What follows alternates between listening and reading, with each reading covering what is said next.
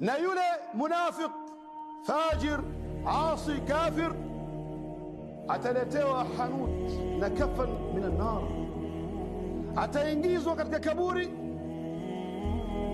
ataletewa firash za kutoka jahannam, ataona adhabu ya jahannam, adhabu ya kaburi ni bora kuliko adhabu ya motoni.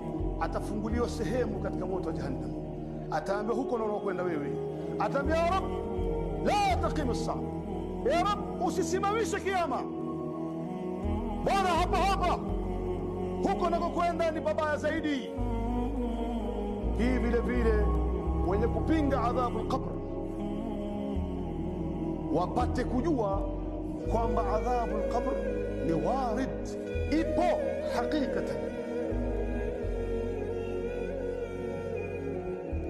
Ndugu zangu katika imani, ikiwa Uthman bin Affan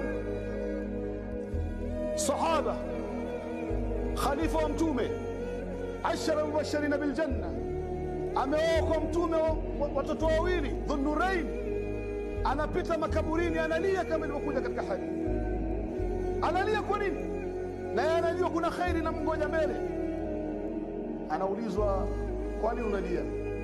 Kaburi inakuuliza, na wewe kuna khairi na kungoja? Anasema, nimemsikia mtume akisema manzil ya kwanza ya mwanadamu katika maisha ya akhira ni kaburi. Akiokoka, akiponea adhabu ya kaburi, yatakayekuja mbele ni mazuri zaidi. Lakini ole wake ikiwa yeye hatapata salama kwenye kaburi, yatakayekuja ni mazito zaidi. Ndio mtume anasema kutuambia mimi na wewe, unapomaliza tashahud, tahiyatu ya mwisho, basi katika dua zako anza na hiyo, mwambie Mwenyezi Mungu akuepushe na adhabu ya kaburi. Na adhabu ya kaburi hadithi ni nyingi sana ambazo haziwezi kuzungumzia katika khutba moja.